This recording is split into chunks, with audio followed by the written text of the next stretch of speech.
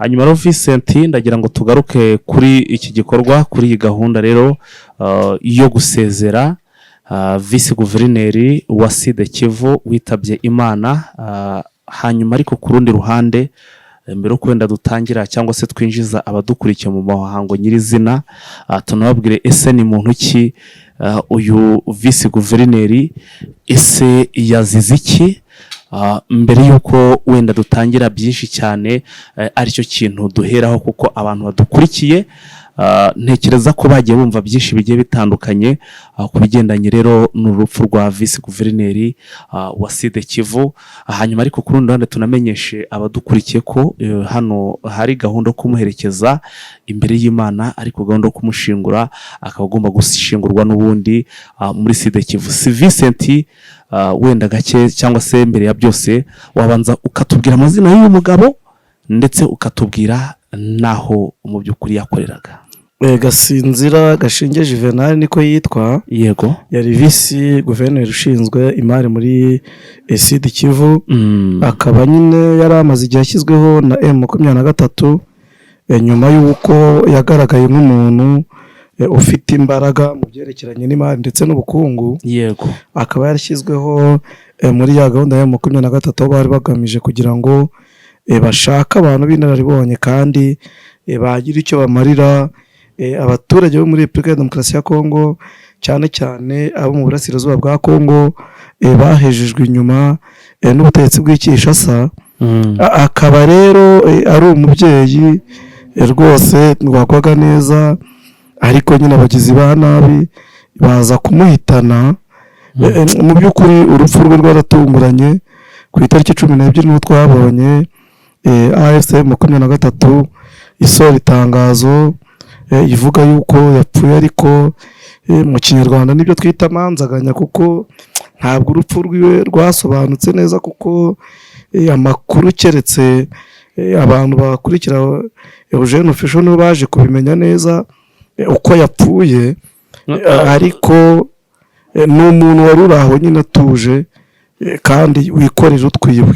Vincent, ukivuga rero ku by'urupfu rwe, ko abadukurikiye aribo bashobora kuba baramenya amakuru neza, ngira ngo bagiye babona benshi kuri rezo sosiyo, benshi bavuga ko uyu mugabo yaba n'ubundi ngo yishwe, dore ko benshi banavuga ko ngo yishwe n'indaya, ngo ariyo yamwishe ikoresheje amarozi.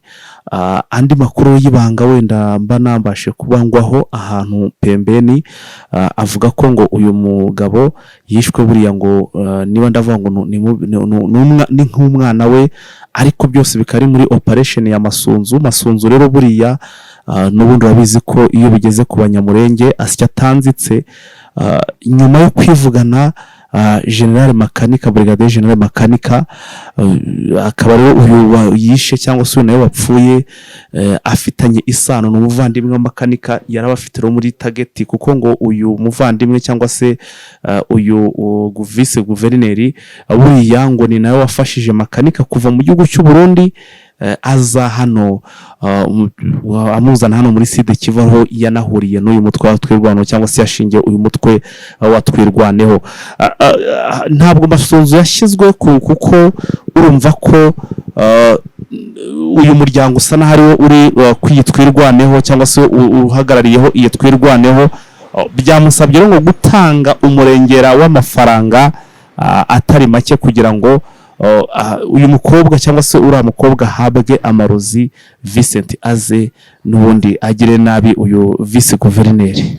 Masunzu ni ibintu afite muri gahunda ye, kuko nyuma y'uko yitandukanyije na bene abo b'Abanyamurenge, ise afata gahunda yo gukorana n'ubutegetsi bw'abicanyi bwa Kinshasa. Nibwo yatangiye akoresha uburyo butandukanye, akoresha amafaranga ava nyine n'ubundi mu Banyekongo, kuko ni imisoro ya Kongo y'abaturage ba Kongo, ndetse ava no mu mabuye y'agaciro ari mu bice bitandukanye biri muri Repubulika ya Demokarasi ya Kongo. Aho adakoresheje amarozi, akoresha indege, adakoresheje indege akoresha ubundi buryo bwose bushoboka kugira ngo yicishe bene wabo. Akoresha ubutabera kubafunga mu buryo banyije n'amategeko, akoresha ibintu ibyo ari byo byose byatuma abantu bo mu bwoko bwiwe bagira ibibazo. Arabikoresha kandi ubona amaze kugira ubunararibugome nari ngiye ngo ni ubunararibonye mu bugome, ni ubunararigome. ni ubunararigome.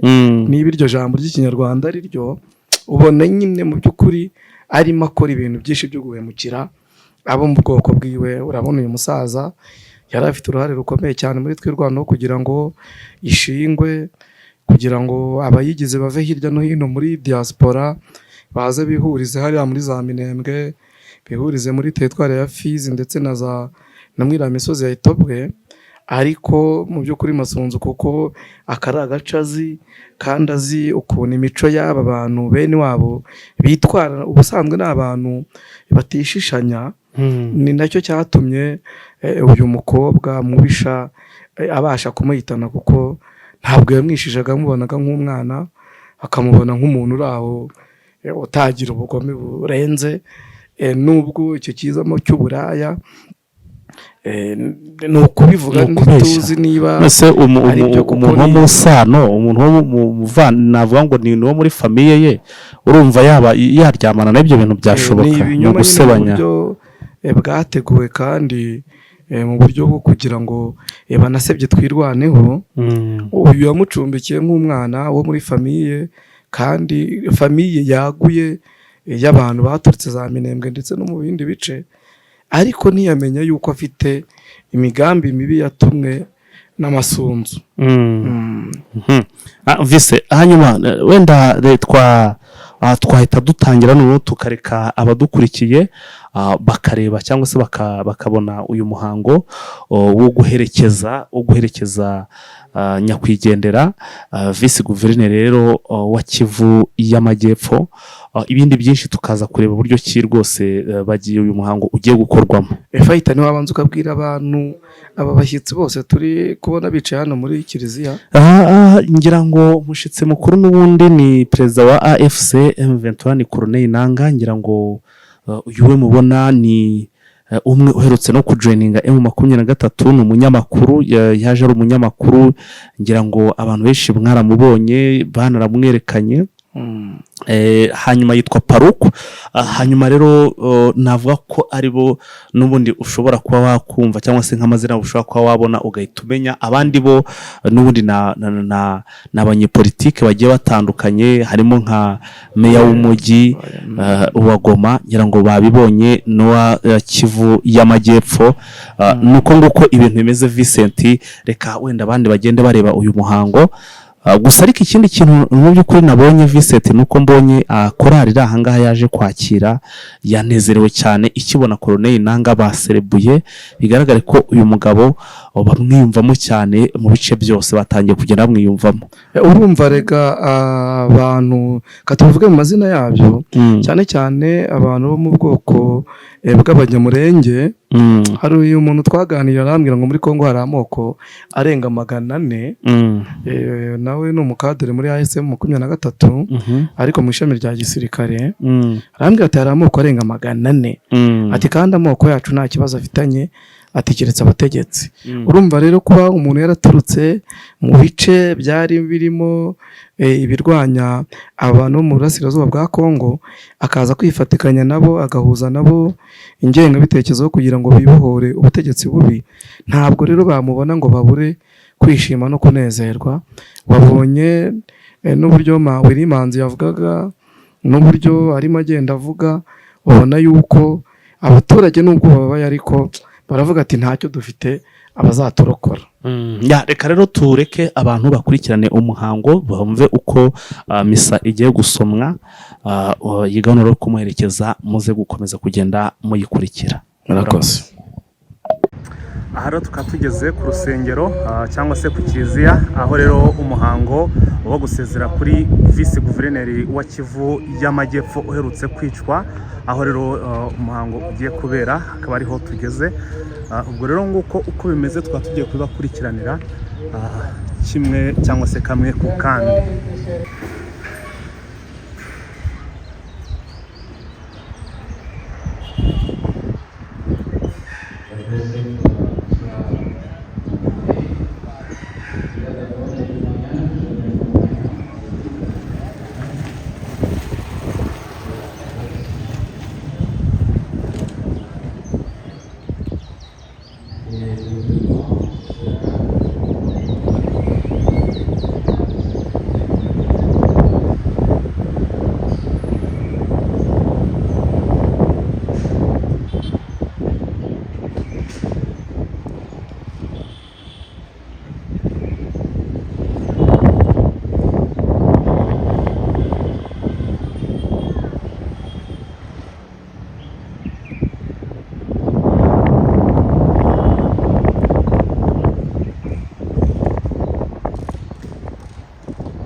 et que tu as appelés auprès de toi, puisqu'ils ont été unis à la mort de ton Fils, accorde-les de participer à sa résurrection.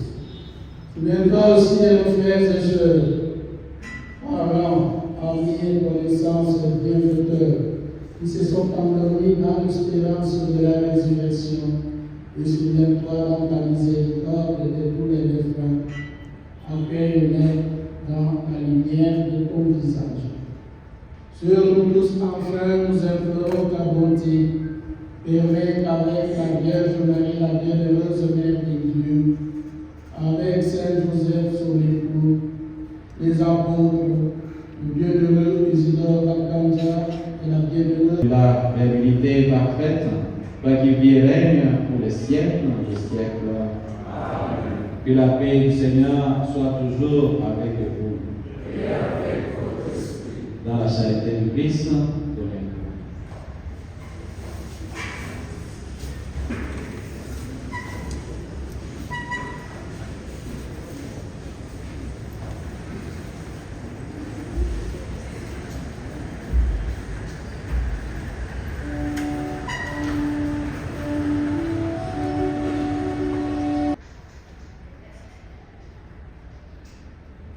Par lui, avec lui et en lui, à toi, Dieu le Père Tout-Puissant, dans l'unité du Saint-Esprit, tout honneur et toute gloire pour les siècles des siècles. Amen.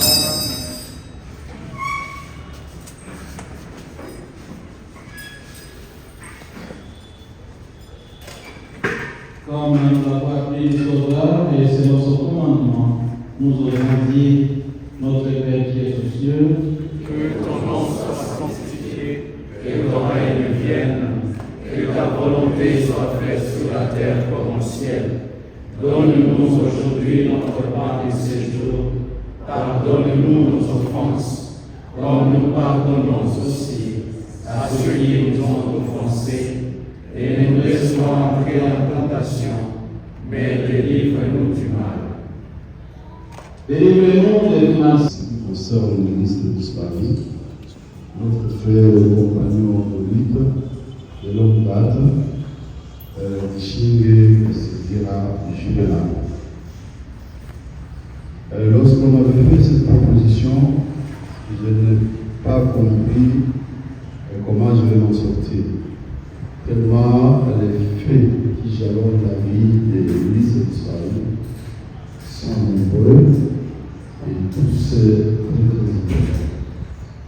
Néanmoins, je suis resté vite et j'ai décidé de m'arrêter sur les faits qui touchent le secteur professionnel, le ministre disparu, et sur les faits qui touchent sa vie familiale, sécurité sociale. Je connais le ministre disparu depuis 2003 pratiquement. En 2003, lorsqu'il fut nommé dans le cabinet du vice-président de l'Alliance Sénégal, vice-président de la République de l'Alliance Sénégal,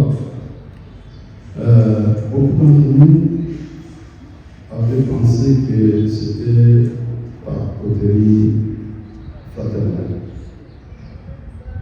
Et les uns disaient tout haut, les autres tout bas. Et il a fallu que nous observions la personne à l'œuvre pendant les 3 ans de la transition, un plus 4, pour nous rendre compte que c'était un travailleur infatigable. C'est un grand travailleur et c'est pour cela que nous voulons, pour exercer ces fonctions à de haut niveau et avec confiance. Ça, c'est un fait.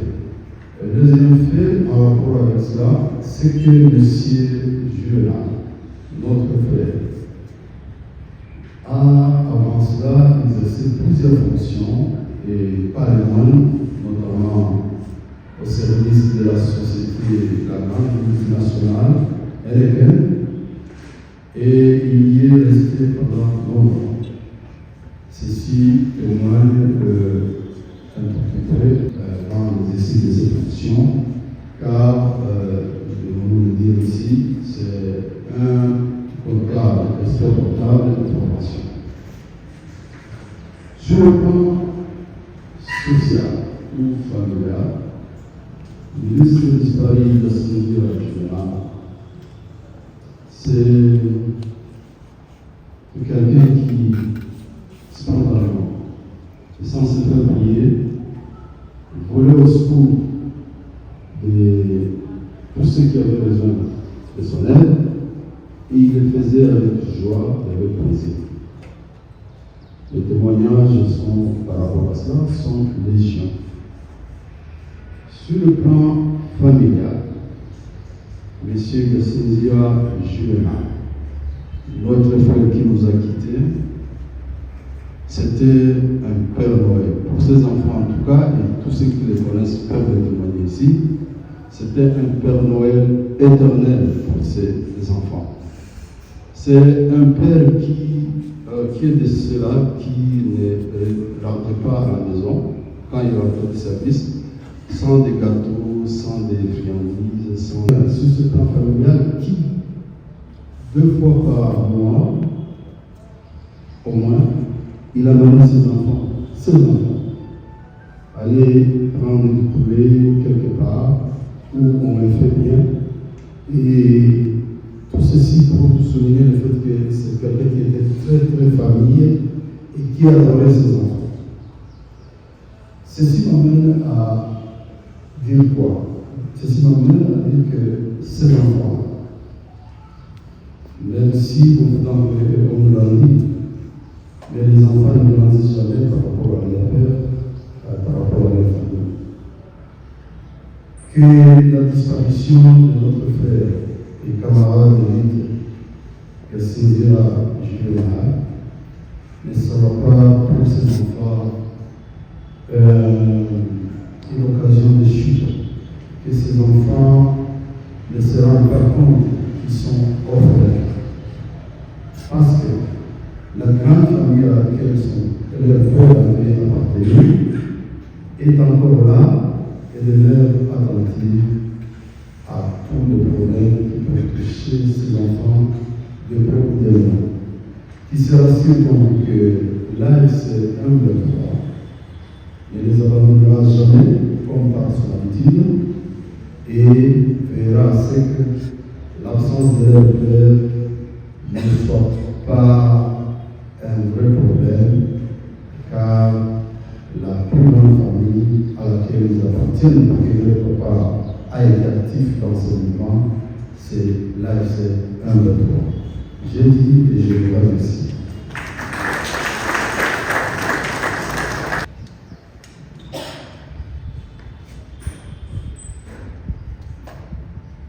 Merci beaucoup pour le mot du camarade Alex Manoka.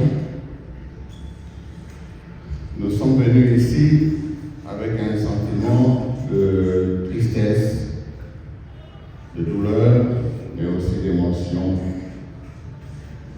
Mais nous en sortons avec une espérance. Parce que nous venons d'apprendre aujourd'hui, par l'évangile du jour, que notre frère Gassinzia Juvenal passe de la vie à un nouveau commencement.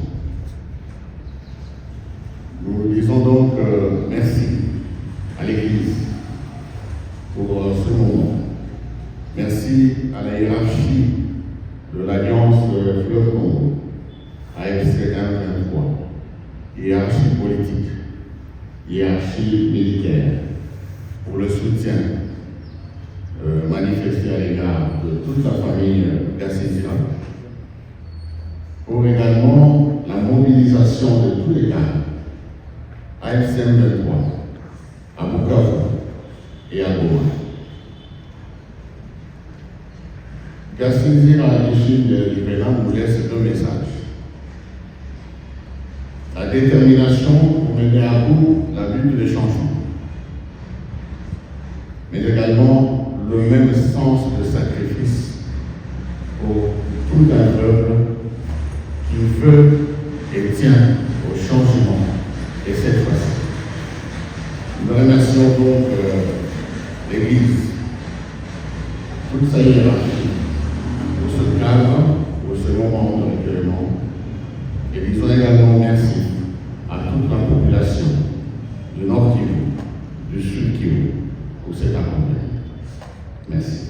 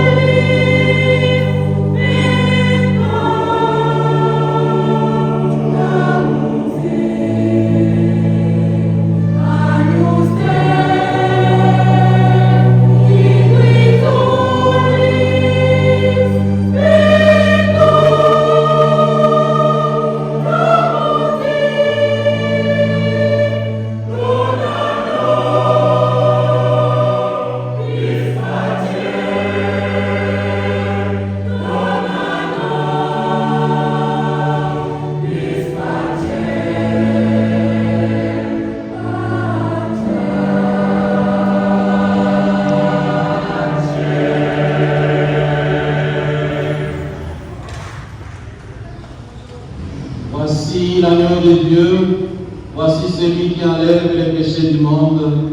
Heureux les invités au repas des noces de l'agneau. Seigneur, tu vas digne de te recevoir, et dis seulement à une parole, et je serai guéri. Que le corps du sang du Christ nous garde pour la vie éternelle.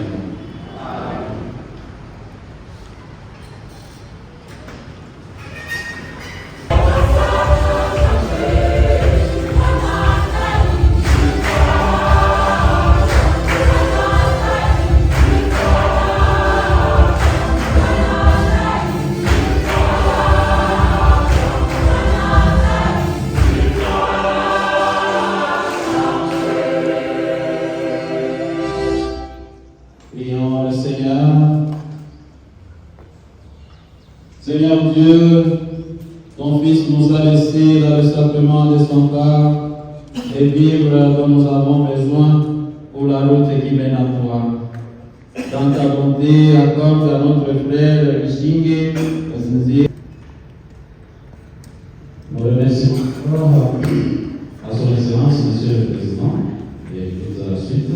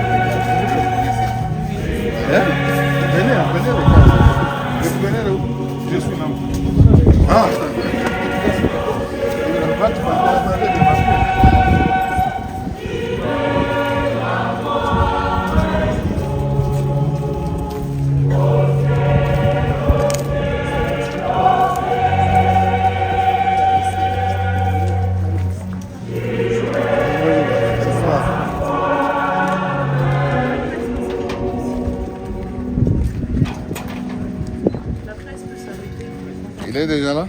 Il est là. Non, il doit sortir par ici. Il est ici. Attention, attention, attention. Merci beaucoup. Asante sana Miss. Tunashukuru.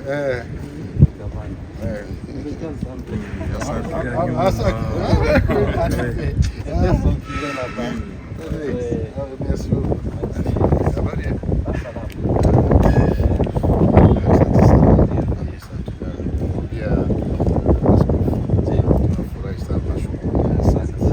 Mungu awatie nguvu na muendelee mbele. Asante. Shukrani. Guy, how are you? Je suis là. Disappear. Merci. Camarade, bonjour. Vous allez bien? Ravi de vous voir. Moi aussi. Merci beaucoup.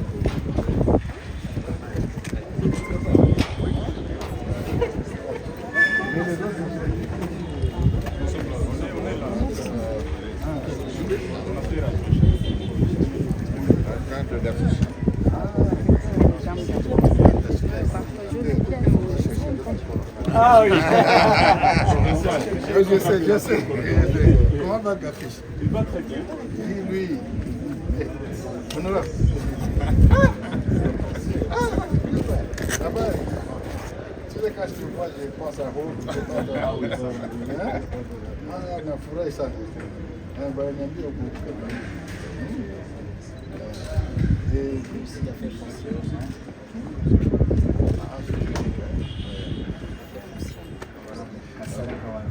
Nasikia unagagula viwanja pale yote. Au hapana bwana. Non, j'attends seulement des bruits de ça.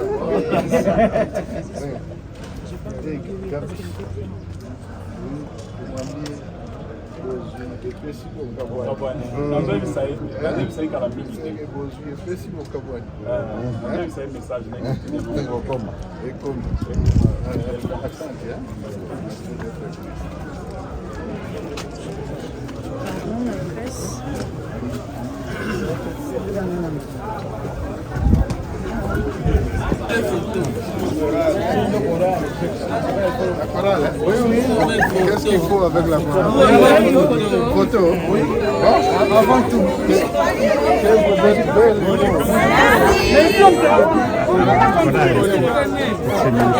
Donc vous dites nyuma, le chef journaliste est rentré. Vous dites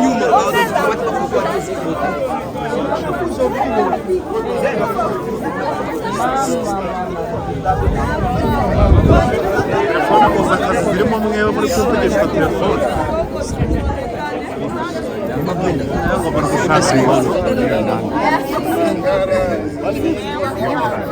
menye ndaki utari ukura abo bari kwivugishwa iby'amatelefone les dirigeants.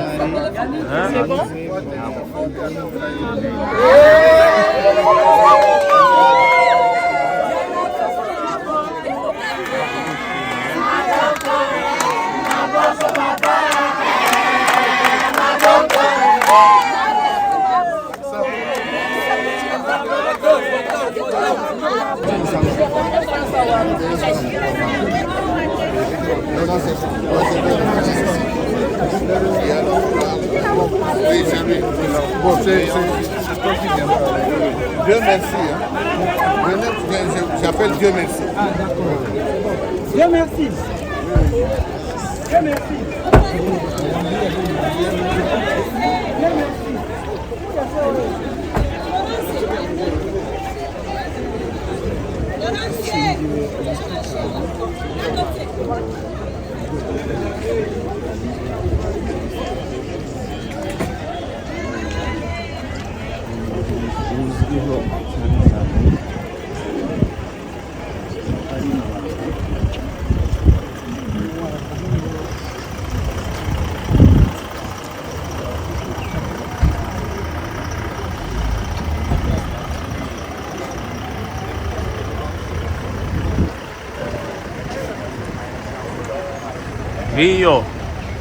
ngiyo rwose Range Rover Colonel Nanga arimo aragendamo.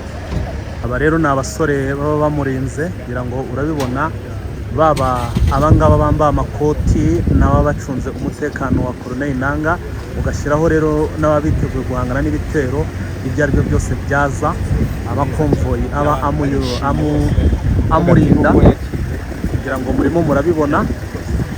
Nguko rero twagiye tubona byinshi cyane bigiye bitandukanye, ariko ngira ngo mwamaze kubona ko rwose umuhango wo gusezera imbere y'Imana nyakwigendera rero visi guverineri wungirije cyangwa se guverineri wungirije wa Sud Kivu, umuhango rwose ukaba wo kumusezera imbere y'Imana usa naho urangiye.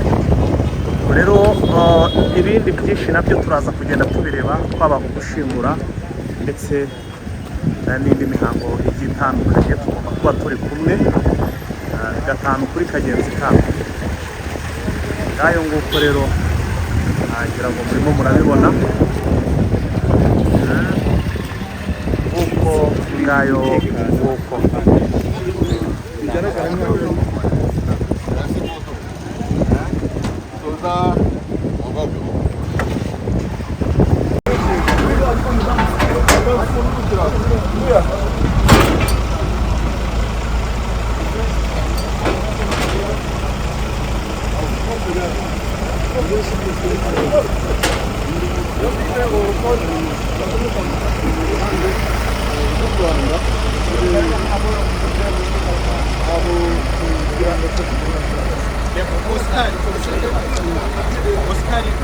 Umubare wa 700 muri weekend kwa gatandatu haje 360, ubu ni 700.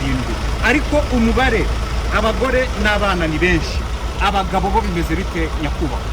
Abagabo n'urundi rubyiruko n'abasore bari ku rugamba, nibo duhanganye nabo muri izi ntambara za hano mu burasirazuba bwa Kongo. Uzi bafatanyije na leta ya Tshisekedi, byahuriro leta ya Tshisekedi yubatse kugira ngo biturangize twebwe cyane, batangire ku Batutsi b'Abakongomani, ariko n'abandi Bakongomani bose abavuga Ikinyarwanda n'abatakivuga bose batuzaniye umutekano muke muri aka karere. Kugira ngo izi mpunzi zishire, Kongo isigarana Abakongomani benyewe, AFC iri kikontorora bisigaremo umutekano, biratwara igihe kingana iki? Bizafata igihe, kuko hasere irakubwira ko ari 300,000 na urumva.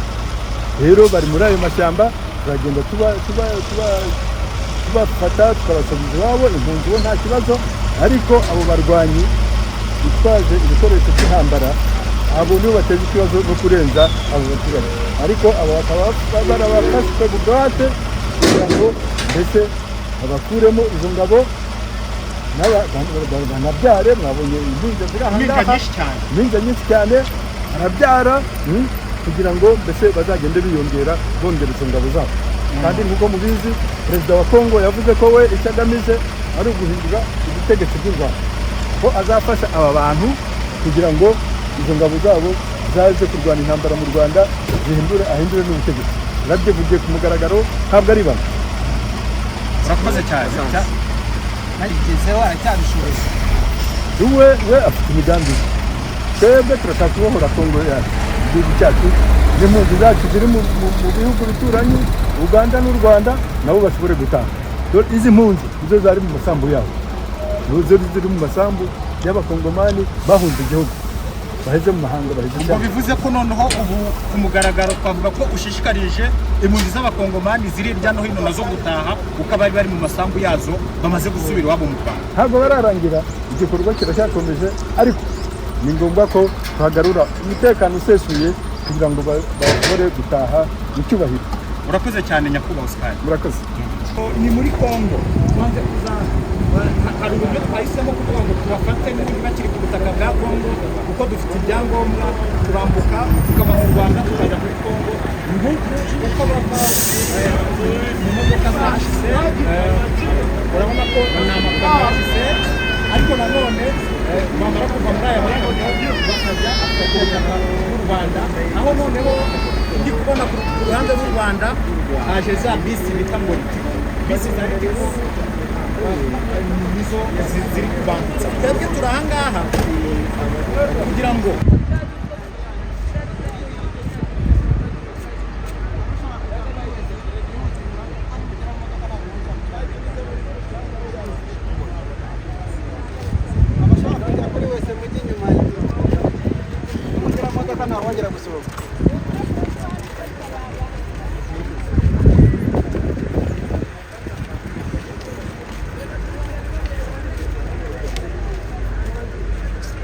roho nzima itura mu mubiri muzima. Kwivuza bisaba gushishoza, tukirinda imiti ikoze mu binyabutabire, tukagana imiti ikomoka ku bimera ikoranye ubuhanga n'ikoranabuhanga. Prime Health Infinity yabazaniye ubuvuzi mpuzamahanga Chinese medicine bukoresha imiti ikoze mu bimera 100%. Fasha by'umwihariko abafite indwara za diabete, umuvuduko w'amaraso, impyiko, hepatite B n'izindi ndwara z'umwijima, amara, amibe, hemorrhoide, asima, sinezite n'izindi. Bya prostate, kubura ubushake cyangwa gucika intege mu byo gutera ababyeyi bazahajwe n'ibibyimba byo mu nda, infection, ibibazo by'imihango, kubura ubushake no kutabyara, tubakoraho rikaka. Prime Health Infinity ikorera i Kigali ku Kimironko inyuma y'isoko ku muhanda ujya Kigali Parent School. Dukorera kandi mu mujyi wa Gisenyi kunsi yahoze gare umanukiye kuri Avenue kwa Clave. Prime Health Infinity ubu yamaze kugeza stock y'imiti muri Leta Zunze Ubumwe za Amerika kugira ngo abari muri Canada, Australia na Leta Zunze Ubumwe za Amerika mwese bariho mwishyurira imiti kandi bagera hari hiturutse kitarenze iminsi 2. Nta mpamvu yo kongera gutumiza imiti mari igihe kirekire bikaba byakuviramo no kubura amafaranga yawe. Ibihugu by'i Burayi nka Finland, Ubwongereza, Ububirigi, Ubufaransa n'ahandi Asia ndetse n'ibindi bihugu bya Afrika dukoresha posta na DHL, namwe imiti kabageraho mu gihe kitarenze iminsi 5. Duhamagare cyangwa twandikire kuri WhatsApp 788 99 99 05 76.